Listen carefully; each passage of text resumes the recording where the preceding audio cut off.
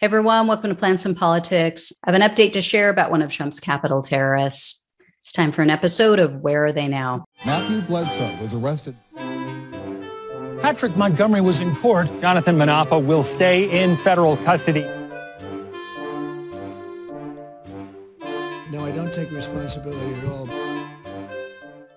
So Jack Griffith of Tennessee was 25 years old when he was arrested for entering the Capitol on January 6th. Griffith, as you may recall, also went by the name of Juan Bibiano online, and he posted photos and videos on social media of January 6th, where he referred to Trump as, quote, our greatest champion and our hero. And he admitted that he, quote, stormed the Capitol. And yet Griffith didn't even bother to vote for his champion and hero in the 2020 election. And he tried to overturn this election on January 6th, the one that he didn't bother to take part in. But anyway, more recently, I shared how Griffith had created a video game. It's called Endgame. It portrays Trump as some sort of tough guy, superhero. He's shooting and killing the evil communists and Antifa-looking characters, George Soros type of figures to prevent the, quote, New World Order. But even with this disturbing video game in the works, which his attorney says that he didn't actually complete, he never actually did it, but he did show portions of the video game on his Facebook page. Anyway, a judge just accepted a plea agreement with no jail time for Griffith. And this is what's just mind-boggling. The judge made an almost 2-hour statement and ruling. Judge Beryl Howell spoke for almost 2 hours and complained that the government tied her hands, and that they did this by agreeing to, quote, petty offenses and offering no jail time to other defendants with similar agreements. Judge Howell said, quote, they are not trespassers, they are criminals. The judge also called out the government for what she referred to as schizophrenic prosecution. Howell said that on one hand, they were referring to January 6th as the, quote, crime of the century, but then they were, quote, resolving it with a Class B petty offense. The judge said that, quote, it's no wonder that the public is confused. She said that, it's no wonder they don't comprehend how serious this January 6th attack was. And in fact, prosecutors wrote in their brief about Griffith, quote, he used his arrest as a badge of honor to fundraise, to promote his social media accounts, and to bring attention to a video game he is creating. Jack Griffith will not be deterred unless he is faced with a custodial sentence. And Griffith had been indicted on 4 misdemeanors and 1 felony, which was obstructing an official proceeding.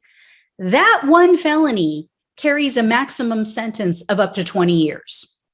Yet they allowed Griffith to plead guilty to only 1 misdemeanor, which was parading or demonstrating in a Capitol building. Even then, with that 1 charge, they could have asked for the full 6-month jail sentence that misdemeanor carries. Yet all they asked for was 3 months, a 3-month sentence. And even with all of this, even with how Judge Howell slammed the government, slammed the prosecutors, and bitched about their pathetically weak treatment of these January 6th defendants, she didn't even step up to do the right thing. She didn't even grant the government's request for 3 months. Instead, she gave him 90 days of home confinement. Oh, and 3 years probation. Oh, and a $500 restitution fee. Such a freaking joke. She clearly could have done more. Judge Chutkan, who I've talked about in other January 6 updates, she has chosen to increase penalties over and above what the government was asking for. Why couldn't Judge Howell do the same? Or for Christ's sakes, at least give the guy the maximum jail sentence that the prosecutors are requesting.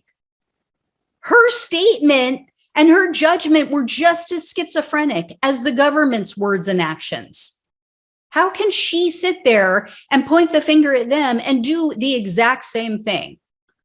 Oh, you guys aren't being tough enough on these people, so I'm going to give them an even lighter sentence than what you asked for. What a complete and utter joke. Now, the one maybe bright spot in all of this, his attorney is an attorney that has come up a lot recently, Heather Shaner. She says that she has actually worked out a deal, worked something out with the January 6th committee, the select committee, for Griffith to go and speak with them, to testify before that committee. So what he can offer, I don't know, but you never know. You don't know what you know until people start asking you questions.